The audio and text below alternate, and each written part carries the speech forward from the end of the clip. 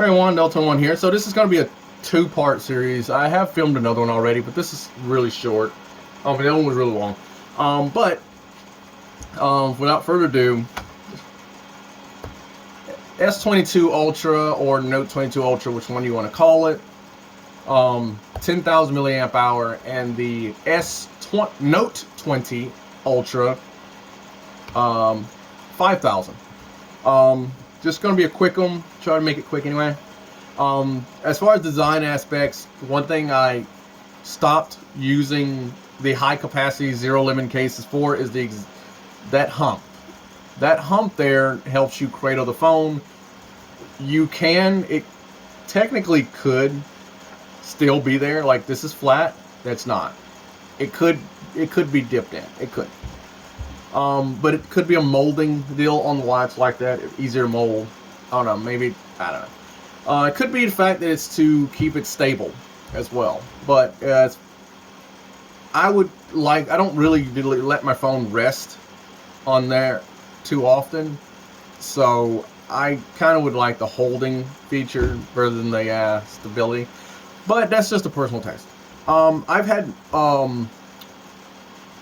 Mophie cases as well, up till Note 8, Note 9 era, where the issue with the Mophie cases where the case is split at the top. When it would fall out, the phone would stay in the bottom half of the case, but the top piece would come out and it would damage the top piece of the case, the top piece of the phone and the top piece of the case, where it would break the clips off and all that.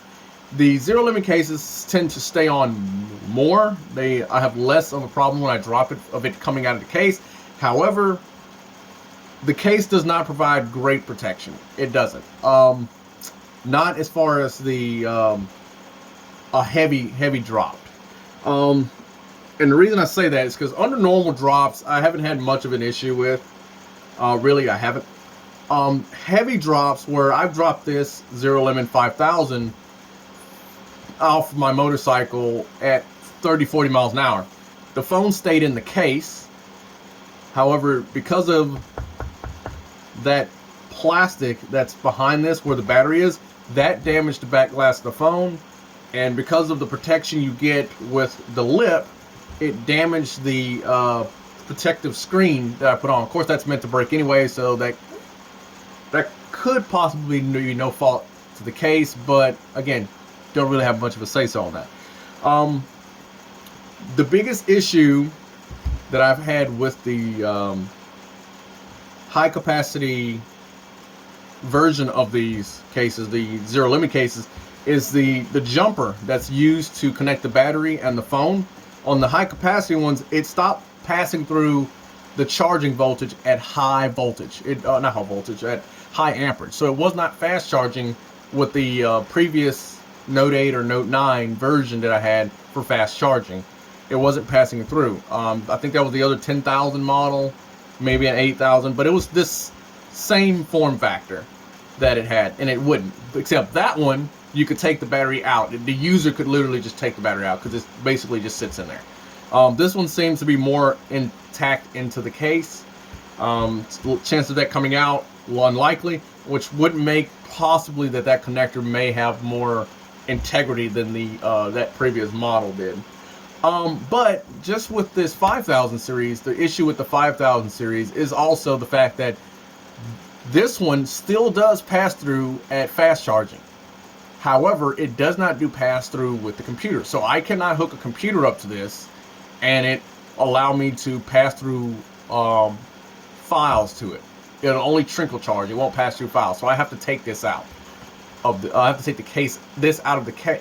I have to take my phone out of this case in order to get it to transfer files.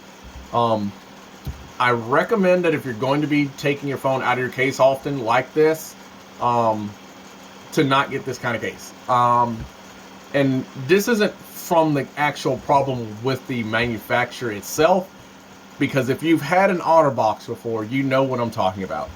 The way these cases are built is they have this TPU material on the outside of it. And as you can see, I have to seriously deform this to get it out. Alright?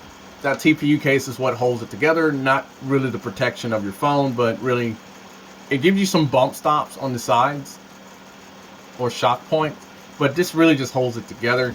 Your real protection comes from the this case here. Now, as you can see, this is not something you want to keep taking apart, but as you can see, the girth of it is not really that much. It's really the protection that you actually get off of the new 10,000 that you actually get. But again, this jumper piece was removable on the other device that I had, on the other 8,000, either the 8 or 10,000 for the Note 8 or Note 9. This could be removed and a battery was just in there. Now it's all part of one piece, so it may have better integrity. But again, if you're planning on having to take your phone out often, do not get this, because what you're going to end up doing is you're going to either break this, which isn't going to be too much of an issue, because again, this just protects the phone. This holds it together. So as long as this can be placed back together and you can put your TPU case back on it, you're fine. It'll hold together. But here, that's not in, have to form it back around. Keep in mind, this is brand new and we're still having to force it back into place in order to get where it is. So over time, that will be, those are going to be your wear points. Typically the top or the sides, those are going to be your wear points where the actual TPU will start to fail from constantly taking it in and taking it out. Hopefully it would last you until your next one. I have 2 of these, 2 5000s. But again, I take this out of my case, my phone out of this case when I get to work if I haven't charged this one yet. I will swap it out with the one at work that's already charged, and I will put my phone in, and that'll be it, and that one will stay at work, or this one will stay at work, depending on which one I've swapped out to. This one, I can't see that happening. If this, for any reason, starts to act like the old 10,000 I did, the old 10,000 I had, or 8,000, whichever one it was, I don't remember, it was a long time ago, Note 8, Note 9. When it started happening, I didn't have that case for a month, and it started doing that. So it'd be interesting to see 2 things. One, how long this case actually lasts. As far as not the case, I have low hopes for the actual TPU part of this, because of it's using the OtterBox style of protection. I really want to know how long the actual charging part of this lasts, because this has been really good, other than the fact that I can't transfer files through it. But it's been charging like it should, it's been protecting like it's could. Like I said, I've dropped this off the motorcycle literally at 30-40 miles an hour, and the protective rubber coating that's on it is wearing away. But it's still a really nice case. I still keep that case. I still use it. This is my go-to battery case at the moment, which will probably still be that. I may end up not even keeping the obviously I won't be, since I won't be actually trying to keep the Note 22 or the S22 Ultra, I probably won't be getting another battery case for it, because I don't intend on using it after the review of this case when I get my S22, because I really wanted the SD card in it. So when the SD card comes out, definitely we'll be getting another Zero Limit, especially if it's a 5000 like this case is. But before I go, for those that have never used one of these before, all right, both of these are the same manufacturer, Zero Limit.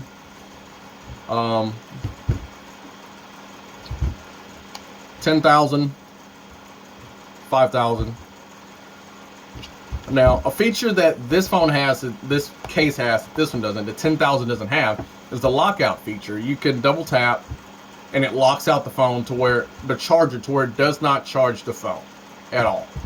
This does not have that feature at all. No, it is not because I have the phone in it, because I can do it without the phone in it, and it doesn't do it. Phone's not in it. Turn it off, turn it back on. It's a lockout. Plug it in, nothing. All right.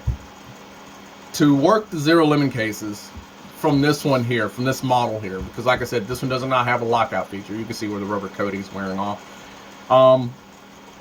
You will hold down for 3 seconds on this model to turn it on.